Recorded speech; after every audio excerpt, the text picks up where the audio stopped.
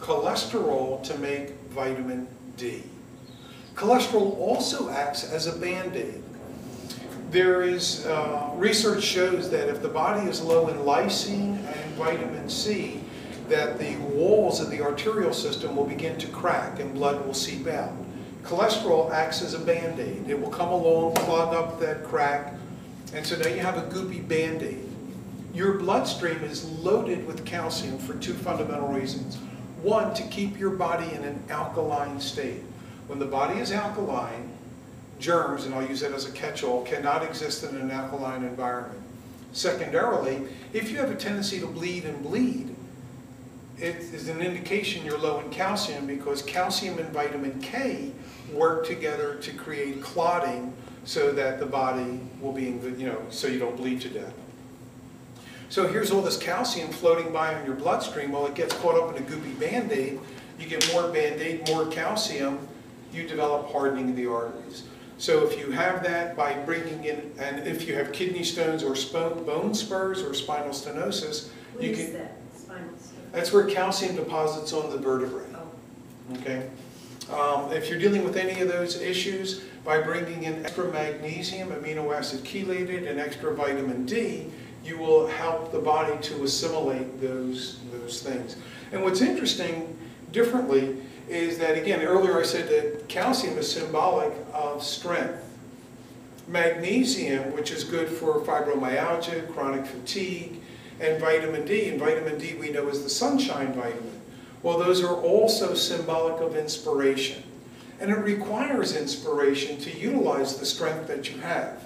Because if you're uninspired, it doesn't matter how much strength you have, you're not going to utilize it, it's going to pool. So, for what that's worth. So to get rid of high cholesterol and plaque, choline, inositol, niacin, methionine, lecithin, unsaturated fatty acids, magnesium, vitamin D.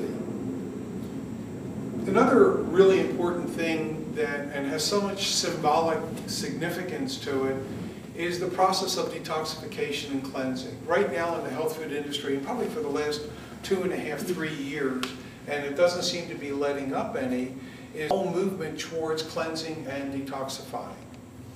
Most people think in terms of cleaning the colon and, oh, I'm in good shape. And I will say to you, that is just an aspect. Because here's what happens. Consider the fact that we are eating, breathing, drinking, and applying toxins to the body. So that your cosmetics should be, and for us guys, whatever we apply to our body should be clean enough to eat. Because the reality is you are anyway. Because it's making its way into your bloodstream. As your blood is circulating and your body is going through the state of mitosis where new cells are constantly being developed, that building material is coming from your bloodstream. So you're feeding and creating this body. Now, if a man-made toxin gets into the construction of DNA of a cell and corrupts the DNA, then the cell does not know how to function, does not know what to look like. Problem number one. Therein lies the beginning of aging, disease, and possibly cancer. If the DNA isn't destroyed or corrupted, there's the possibility that the toxin will turn on a gene or turn off a gene. So that the gene expression, because what cancer is really, is genes that are out of control. It's just rapid multiplication of a corrupted cell. So you have possible damage, possible problems there. When your bloodstream gets to your liver seeks to protect you. And the way that it seeks to protect you is that it will take the toxin and try to render it harmless as a liquid, solid, or a gas that can be expelled. What cannot be rendered harmless will be stored in the fat. Has anybody here ever done a water fast? 3-day, 10-day water fast? 3-day.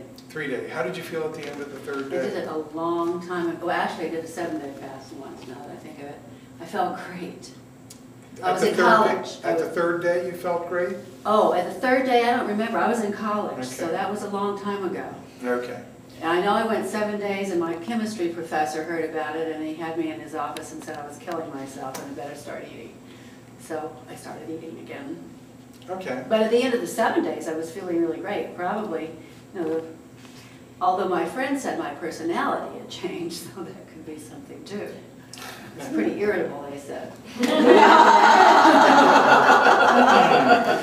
Well, see, distilled water you may not have had. But here's the deal. Here's what happens.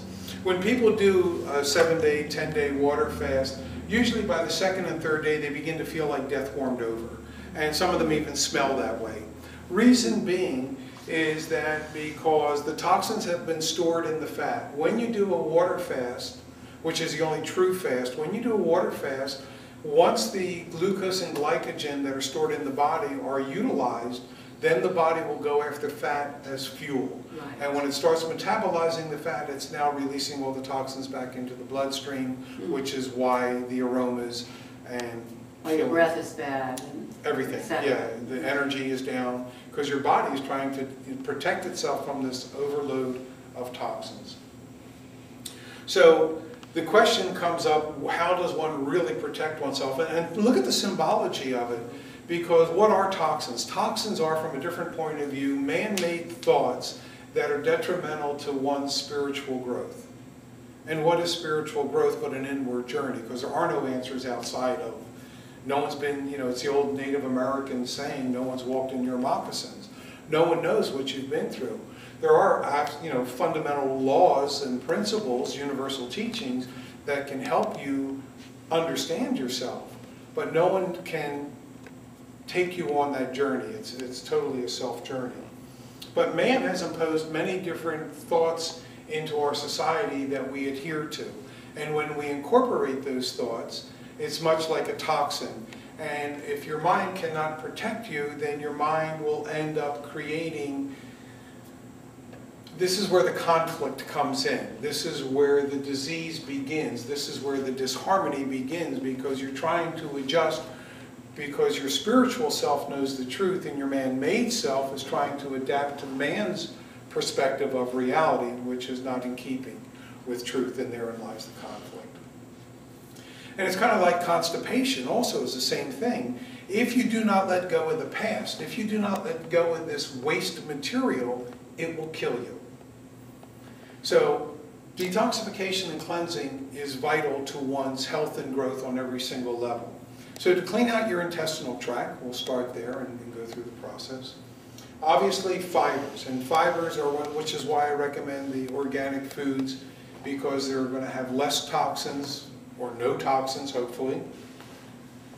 The distilled water, and again, we want to minimize the amount of toxins because we want to minimize the amount of damage we're doing to the body.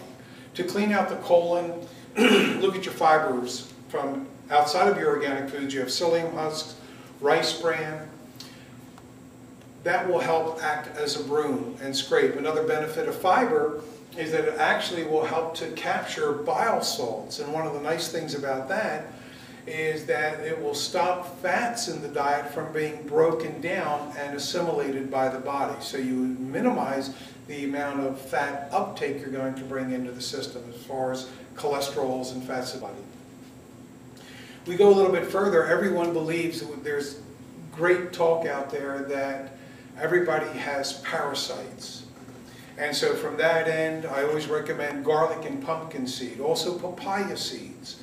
Chew these raw, dried or fresh. The papaya seeds taste like peppercorns. You can actually dry them, put them in your pepper mill, and you'll have a benefit from them. They have the same chemical that's in pumpkin seed, and pumpkin seed is notorious for killing parasites. It's also good for us guys for the zinc content for the prostate. Also, you want to look at clay and apple pectin, because again, apple pectin, we said earlier, will help attract metals. So if you're breathing in any lead, arsenic, mercury from fillings,